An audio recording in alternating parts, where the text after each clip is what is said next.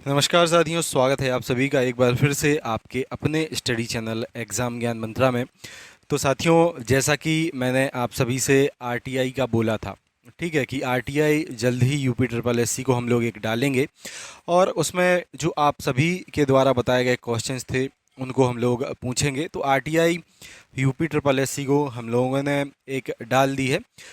दो महत्वपूर्ण प्रश्न जो आपकी भर्ती से संबंधित है उसको हम लोगों ने आरटीआई के माध्यम से अपना रिस्पेक्टेड जो आयोग है यूपी ट्रिपल एससी उनसे पूछा है।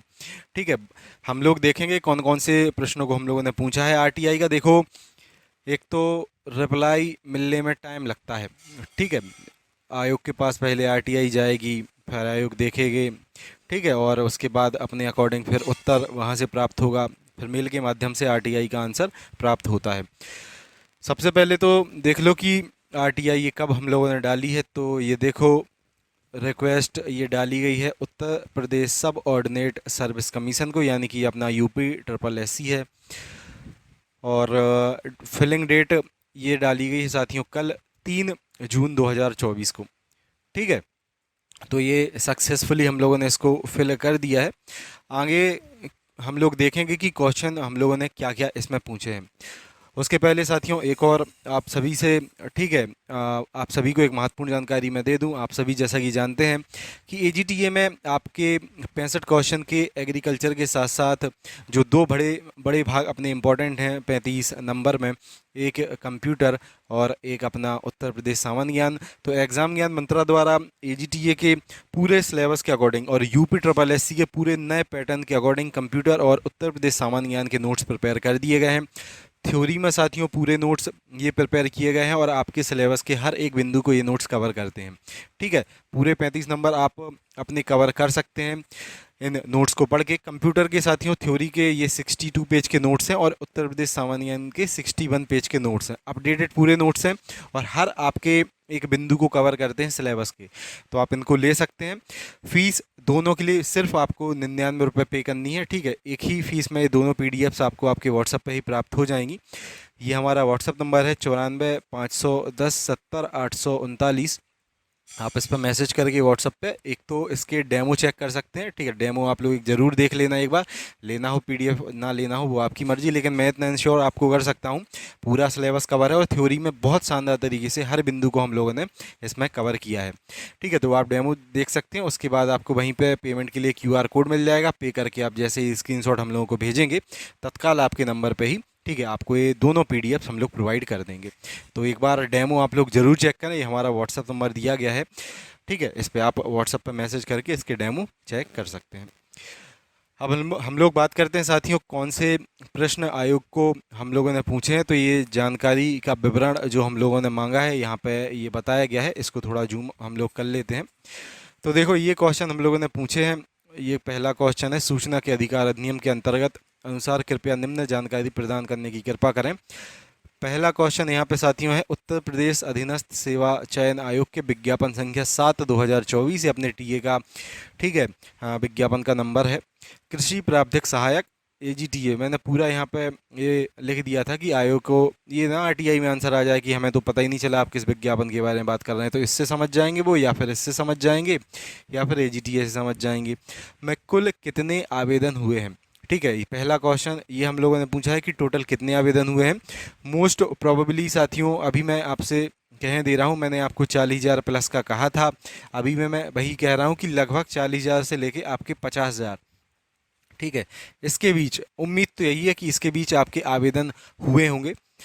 दूसरा प्रश्न है अपना कि विज्ञापन संख्या 7/2024 कृषि प्रावधिक सहायक में सामान्य वर्ग यानी कि अनरिजर्व, उसके साथ अन्य पिछड़ा वर्ग यानी कि ओबीसी, ईडब्ल्यूएस, ठीक है, और उसके साथ साथ महिला अभ्यर्थी, ठीक है, फीमेल कैंडिडेट द्वारा अपनी अपनी कैटेगरी में कुल कितने फॉर्म डाले गए हैं। तो दो साथियों ये क्वेश्चन हम लोगों ने पूछे हैं। एक तो टोटल फॉर्म फिलअप का पता चल जाएगा कि कितने फॉर्म फिल हुए हैं, और उसके साथ साथ ये कैटेगरी वाइज भी पता चल जाएगा कि किस कैटेगरी में कितने फॉर्म फिल हुए हैं। देखो, मैंने एक पोल डाला था अभी चैनल पे, कल डाला था एक पोल, ठीक है, जिसमें कि मैंने बताया पूछा था कि अपनी अपनी कैटेगरी पे आप क्लिक करें कि किस कैटेगरी में लगभग कितने कितने फॉर्म फिल हुए हैं। तो देखो, पोल के अनुसार अभी अगर आप चैनल की कम्युनिटी पोस्ट में जाके पोल देखें तो लगभग 50 से 50% से अधिक, ठीक है, जो पोल में आपको टिक मिलेगा वो ओबीसी पे मिलेगा। ठीक है, और उम्मीद भी है साथियों कि ओबीसी के ही छात्रों ने सबसे अधिक यहाँ पे अपने फॉर्म फिल किए होंगे।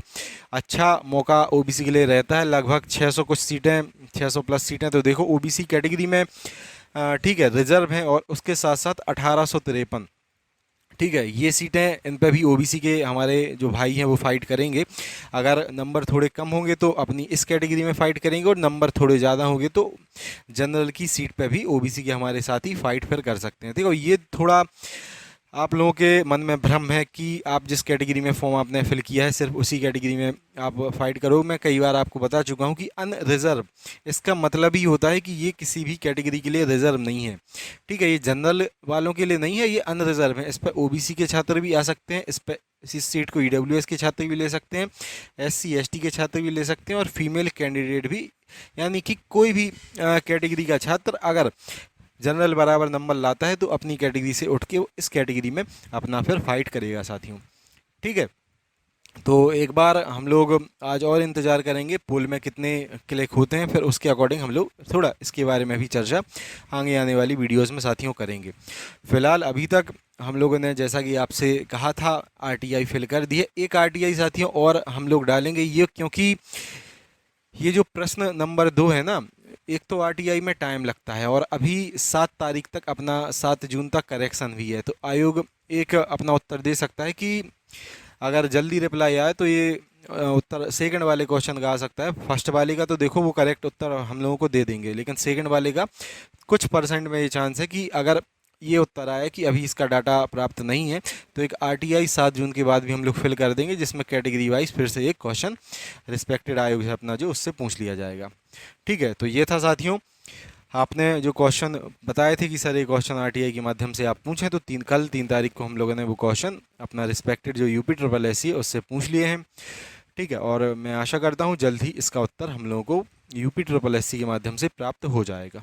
ठीक है, चलिए तो साथियों यही थी आज की जानकारी। उसके साथ साथ उत्तर प्रदेश सामान्य ज्ञान और कंप्यूटर के जो भी हमारे साथी मोस्ट इम्पॉर्टेंट और सर्वोत्तम नोट्स हैं साथियों प्राप्त आप लोग अगर करना चाहें तो आप हमारे व्हाट्सएप नंबर 94 510 70 839 पर मैसेज आप लोग कर सकते हैं।